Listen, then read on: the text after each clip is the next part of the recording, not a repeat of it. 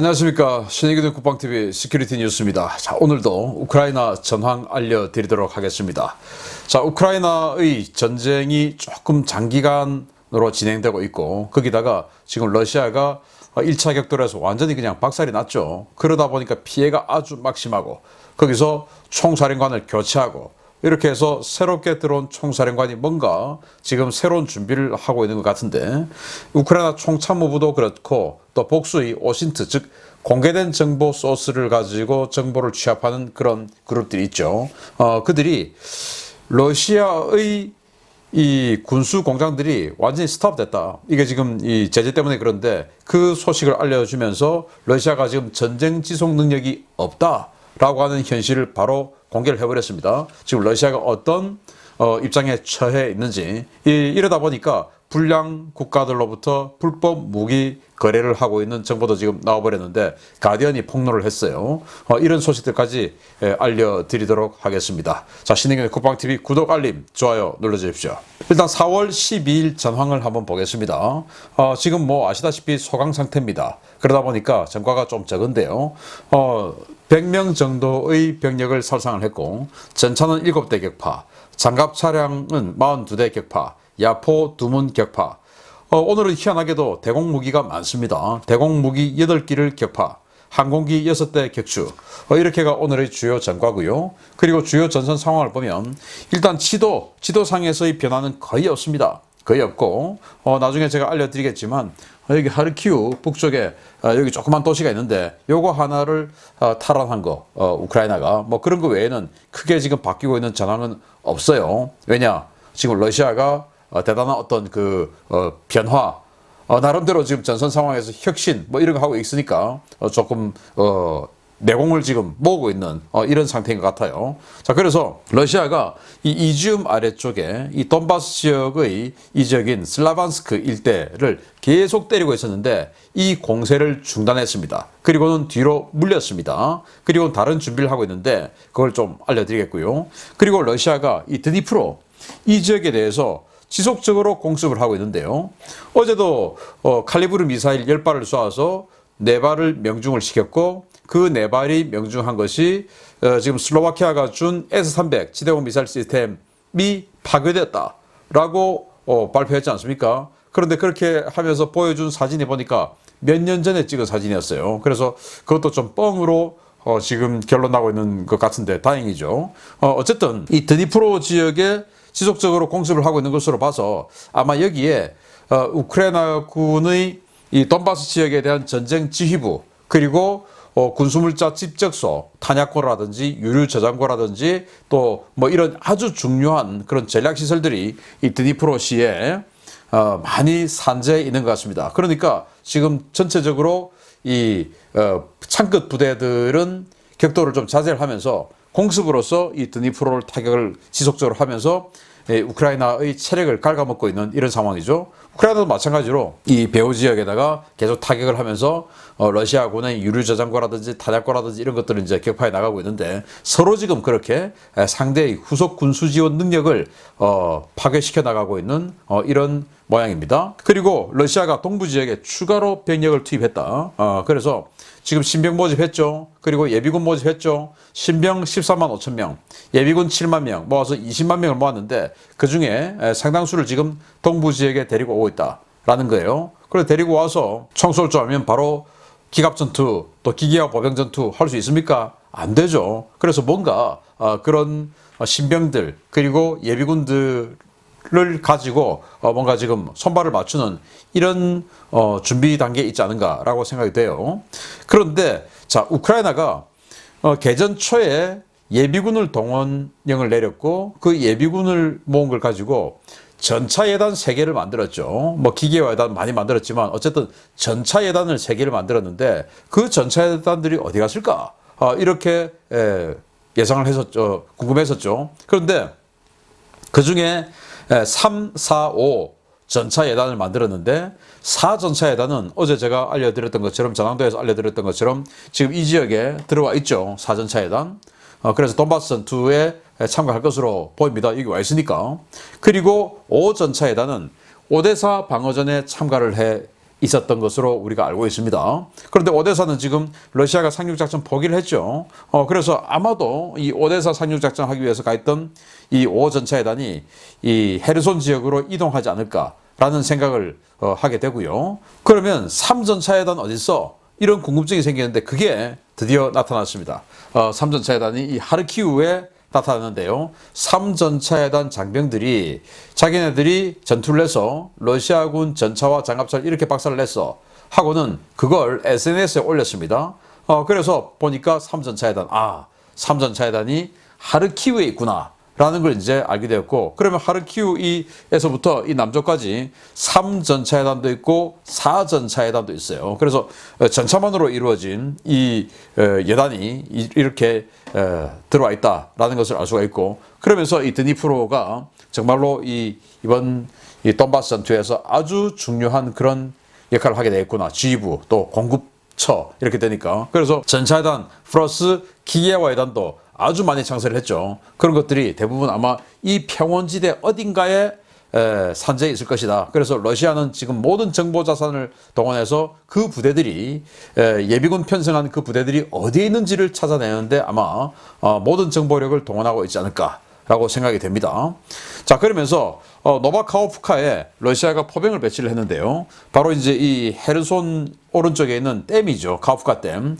그 아래에 있는 도시가 노바카호프카인데 여기에다가 포병을 배치해서 이 우크라이나군을 공격을 하는데, 거기 포병을 배치했다고 하는 것은 바로 건너편에 우크라이나군 왔다는 말이죠. 포병 해봐야 최대 사거리 한 20km 이런 포들이니까 그 안쪽으로 우크라이나가 군이 들어왔다라고 판단이 되고, 정말 이 카호프카 댐 그리고 헤르손 다리 이런 것들을 러시아가 빼앗긴다면 이 북쪽에 들어가 있는 수많은 군인들이 포로가 되겠죠. 그래서 지금 우크라이나와 러시아가 헤르손에서 그런 것 때문에 포격전을 서로 간에 벌이고 있는데, 헤르손에 우크라이나 시민들이 있음에도 불구하고 전쟁이 이기기 위해서 어쩔 수 없이 지금 우크라이나가 헤르손 시내에다가도 포격을 하고 있는가 봅니다. 참 안타까운 일이죠. 그리고 러시아가 이 루안스크 지역에 이 보라색 부분이 루안스크 중에서 원래 러시아 측 반군들이 장악하고 있던 지역이고, 나머지 이 지역이 이제 우크라이나 측이 장악하고 있는 루안스크 지역인데, 여기 우크라이나 측 지역에다가 7개 정착지의 민간인 거주 지역에 포격을 감행해서 많은 민간인 사상자가 발생했다라는 이런 정보가 나왔습니다. 민간인 지역에 자꾸 포격하면 안 되죠. 러시아 나중에 전부 처벌받아야 됩니다. 자, 이런 상황에서 전황을 또 자세하게 알려드리겠습니다. 러시아가 현지 시각 4월 11일부로 돈바스 공세의 핵심 전략 목표인 슬로반스크에 대한 공세를 중단했다는 소식입니다. 신임 사령관의 전력 재정비와 지휘체계 확립이 목적이라는데, 역시 이 인물 보통 내기가 아닌 것 같습니다. 우크라이나가 하르키우 북서쪽의 교통 요충지인 졸로치우를 탈환하고 러시아 국경선 일대까지 러시아군을 몰아냈지만, 이 일대 러시아군은 우크라이나군의 공세에도 그 어떤 대응도 하지 않고 있다고 복수의 오신트 소식통이 현지 시각 4월 12일 리포트했습니다. 우크라이나군은 4월 9일부터 11일에 걸친 공세를 펼쳐 T2103 도로를 통해 러시아와 하르키우를 잇는 교통 요충지인 졸로치우를 탈환했는데요. 이 지역에는 러시아 제6연합군 예하의 제25 독립근위 차량화 소총 여단이 배치되어 있었지만, 이들은 우크라이나군의 공격을 받고 있는 졸로치우 지역의 아군에 대한 증원에 나서지 않고 우크라이나군의 진격을 지켜보기만 한 것으로 전해졌습니다. 러시아군의 이 같은 이상 동향은 이지움 축선에서도 나타났는데요.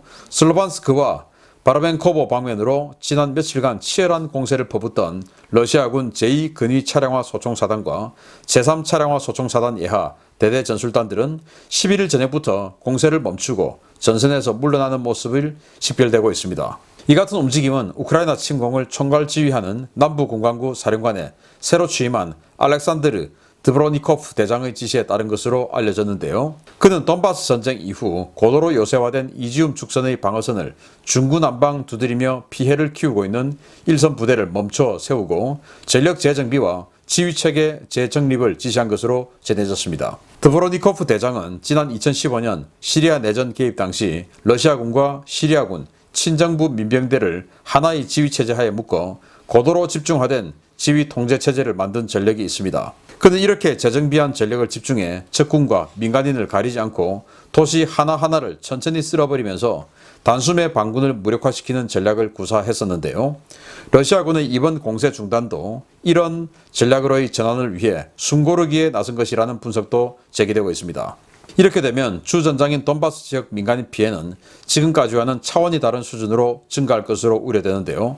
부디 돈바스가 제2의 알레포가 되지 않기를 바랍니다. 새로 들어온 이 사령관, 그전에는 사령관이 없었다라는 이 평가도 있습니다. 지금 미 정보 당국에서 도대체 사령관이 누군지 모르겠다.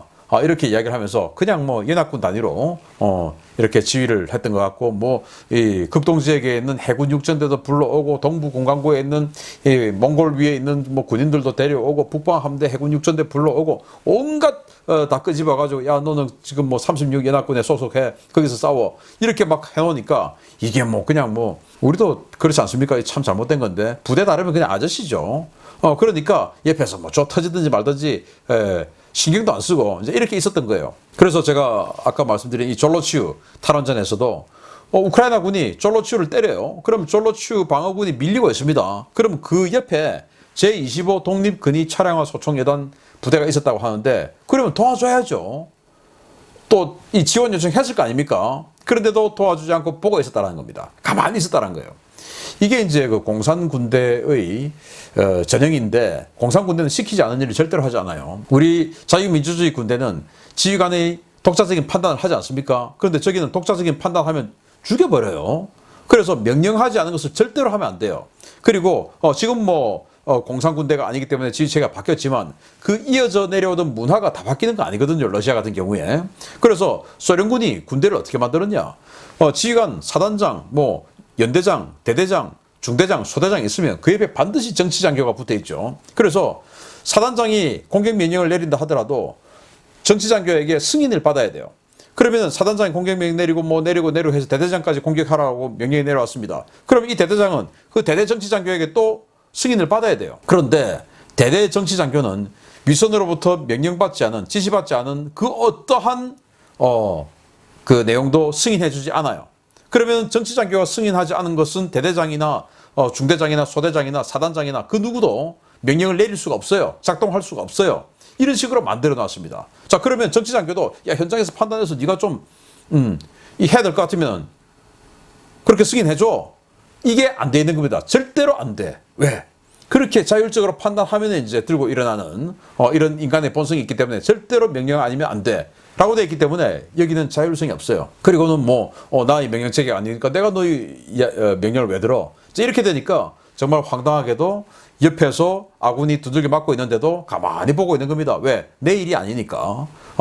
그래서 또 명령받지 않았으니까. 도움을 달라는 요청은 받았지만 나는 도와주라는 명령을 안 받았으니까 못 도와주는 거예요. 왜? 그렇게 살아왔으니까. 그렇게 교육받아 왔으니까. 그런 겁니다. 그래서 이번에 이 대장이 알렉산드르 대장이 와서 이렇게 보니까 이 명령체계가 안 돼 있어. 일단 명령체계부터 재정립해야 되겠다. 그래서 지금 전투중지, 왜? 졸로치우에서 싸우는 거 보니까 이거 안 되겠구나 해서 자, 전투중지 다 뒤로 딱 빠져 해가지고 지금 신병들도 들어오고 예비군도 들어오고 온갖 해군 육전대다 다 와가지고 짬뽕으로 돼 있는 걸 이제는 지휘체계 확립이야.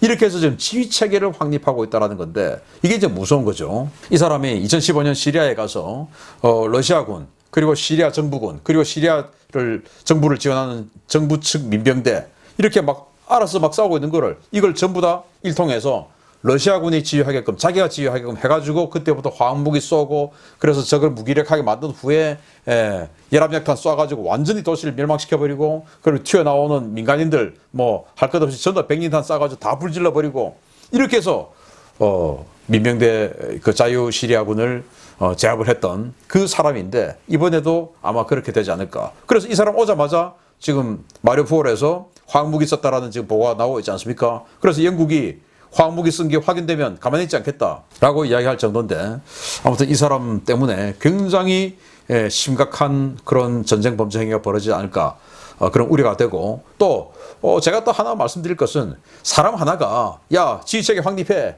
한다고 해서 그 지휘체계가 그동안 지각각으로 살아왔던 지휘체계가 한 번에 확립되면 러시아군은 정말 대단한 사람들이죠. 저는 절대로 그렇게 한 방에 되지는 않을 것이다. 뭐 하루 이틀에 되지 않을 것이다. 아마 그 지휘체계를 확립하려면 수개월이 지나야 될 것인데 지금 전쟁 수개월 할 수 없죠. 왜? 상대가 가만히 있지 않으니까. 그래서 제대로 되지는 않을 건데 지금보다는 나을 것이다 라는 우려는 있습니다. 두 번째, 근데 이 러시아가 무기가 없다 보니까 불량 국가들에게 불량 무기들을 지금 들여오고 있는데 보겠습니다. 우크라이나의 뒤에 미국과 나토가 있다면 러시아의 뒤에는 불량 국가 네트워크가 떠오르고 있습니다. 대규모 전투를 앞두고 극심한 장비 부족에 시달리고 있는 러시아가 중동에서 대규모 불법 무기를 조달하고 있다는 소식입니다. 러시아가 중동의 이란, 이라크와 협력해 불법 무기 공급을 위한 지하 네트워크를 구축했으며 이 네트워크를 통해 대량의 불법 무기를 은밀하게 조달하고 있다고 영국 가디언지가 현지 시각 4월 12일 폭로했습니다. 가디언은 이란이 배후에 있는 이라크 민병대 조직과 이란이 러시아와 결탁해 이라크 보유 무기는 물론 이란 제작 무기들도 러시아로 넘기고 있다면서 최근 다량의 대전차 무기와 방공 시스템이 테헤란에서 모스크바로 이전됐다고 전했습니다. 이런 밀수는 카스피에 연한 이란 항구 반다르 안잘리 항에서 러시아의 볼가 삼각주 소재의 항구 도시 아스트라한으로 이어지는 루트를 통해 이루어지고 있다는데요.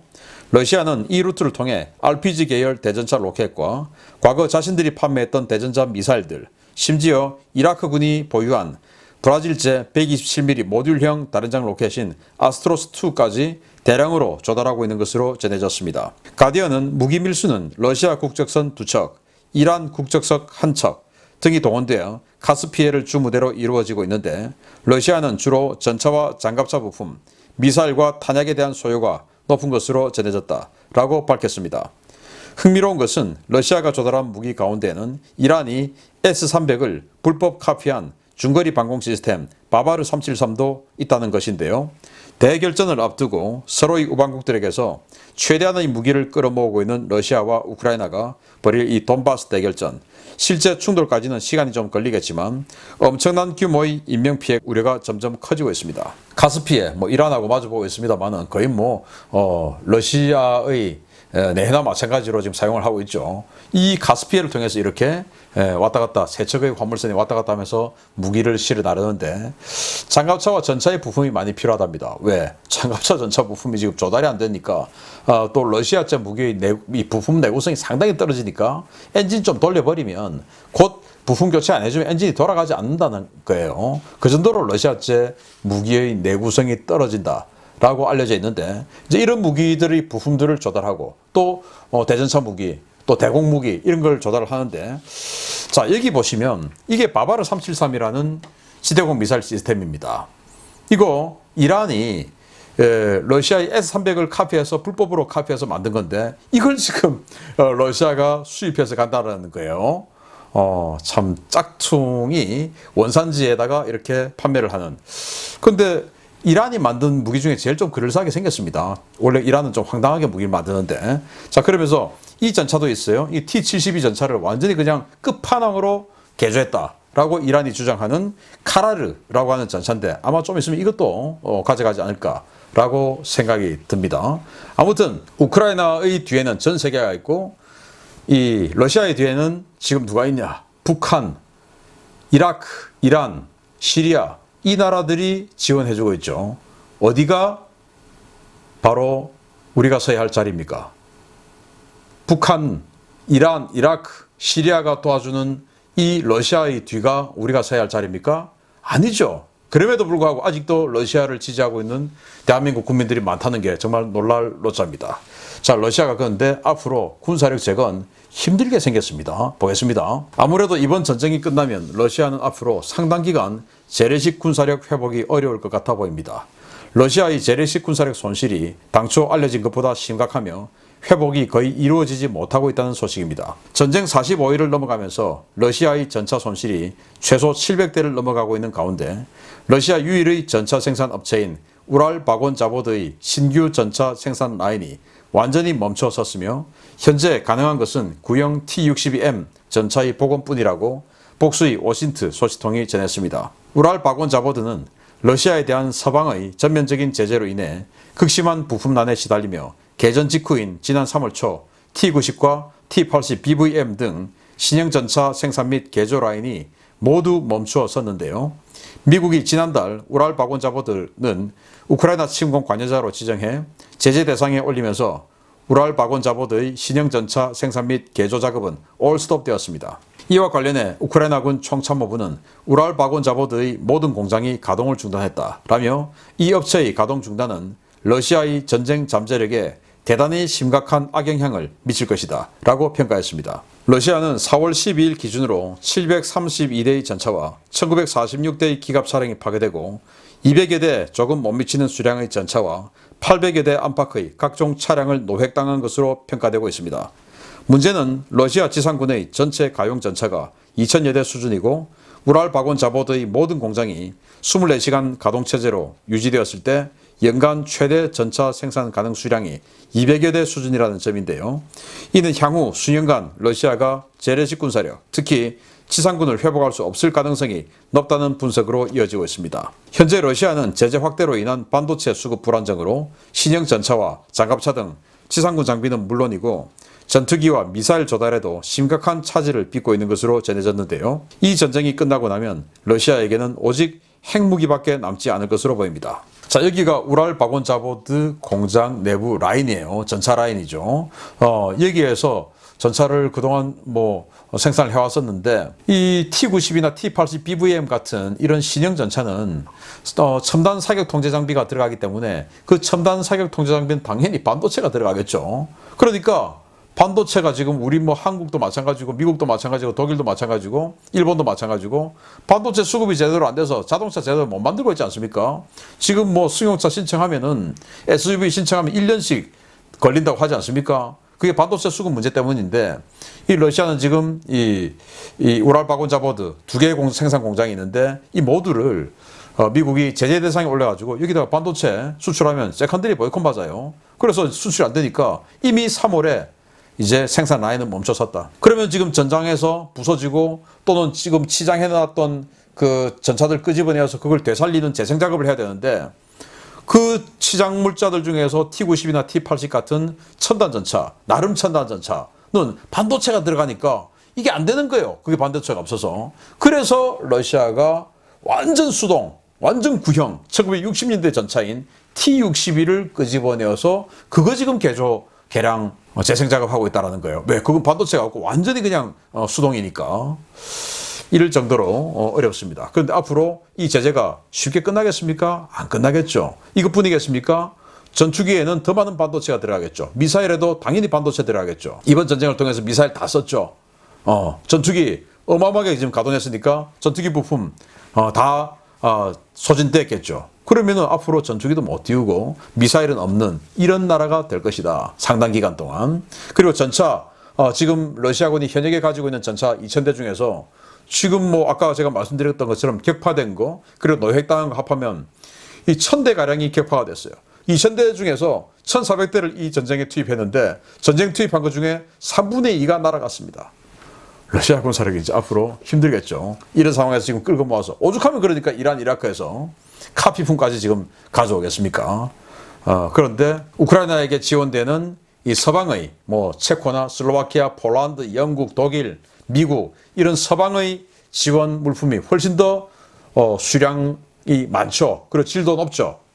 아마 앞으로 돈바스 대결전 벌어지면 러시아가 상당히 곤혹스러운 일이 발생하지 않을까 생각이 됩니다. 계속 알려드리겠습니다. 마치겠습니다. 감사합니다.